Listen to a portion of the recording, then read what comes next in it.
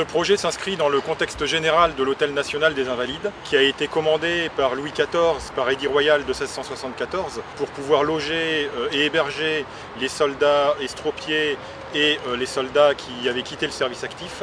Nous avons là, derrière nous, la façade aux Santoises, qui a été édifiée par Libéral Bruand, premier architecte à qui le projet a été confié. Le porche principal d'entrée, donc avec la statue équestre de Louis XIV, qui est juste dans le fronton curviligne.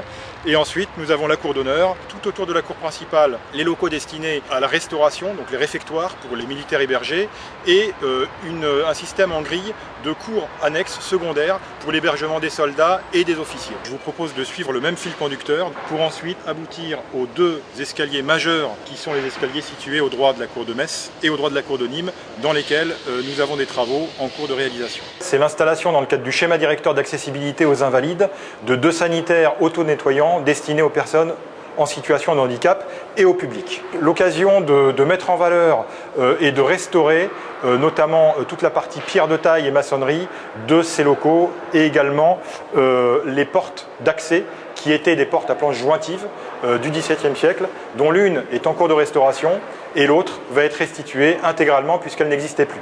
Ces locaux étaient initialement, en termes de destination, affectés au cantinier.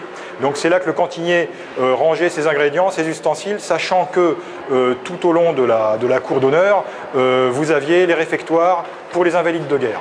Donc avec l'entreprise, nous avons retrouvé la pierre d'origine, qui est une pierre de Saint-Leu, et donc les carrières qui sont toujours ouvertes et qui ont permis de fournir les pierres qui vont être utilisées en substitution, ce qui s'appelle les relancis, et également les carreaux de pierre, les bouchons, qui vont venir remplacer dans des cavités qui ont été refouillées les éléments manquants. Ensuite, il y aura un joint marbrier, c'est un joint extrêmement fin, et ce joint marbrier permettra de fondre complètement dans le décor la partie en pierre qui viendra en substitution. Sur le front de carrière, on retrouve une pierre marbrière beaucoup plus dure, qui est un liais, le liais de Saint-Maximin, qui va permettre de réaliser et de restituer complètement le dallage au sol, avec la même nature de pierre que dans les autres parties des invalides. Il faut bien imaginer qu'au début, on s'est retrouvé avec des pathologies assez importantes sur la pierre. On avait un micro-faïençage assez prononcé, donc il a fallu le retailler sur plusieurs millimètres. Là, ça a déjà été entièrement resurfacé, poncé, nettoyé.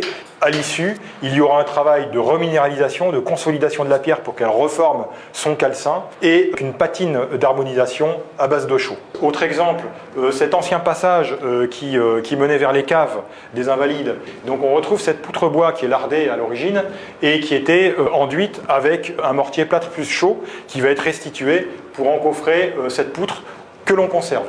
Donc à ce stade d'intervention du chantier, on peut voir que le couvrement en pierre a été resurfacé et surtout rejointoyé. Donc on a finalement, hormis la patine, les dispositions qu'il aura et l'aspect qu'il aura une fois que le chantier sera terminé. Donc aujourd'hui, nous avons procédé aux opérations préalables à la réception.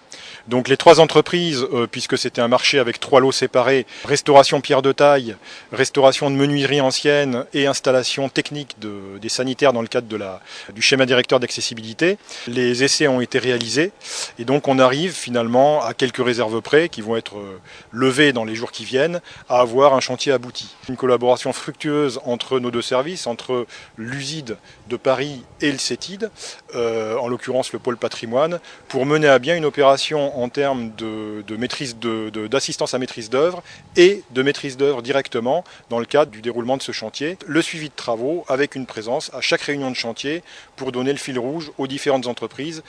C'est un travail très collaboratif, puisque toutes les solutions techniques qui ont été retenues en collaboration avec des discussions préalables avec l'architecte. Notre collaboration a été très efficace, puisque nous avons pu réceptionner l'ouvrage en temps et en heure.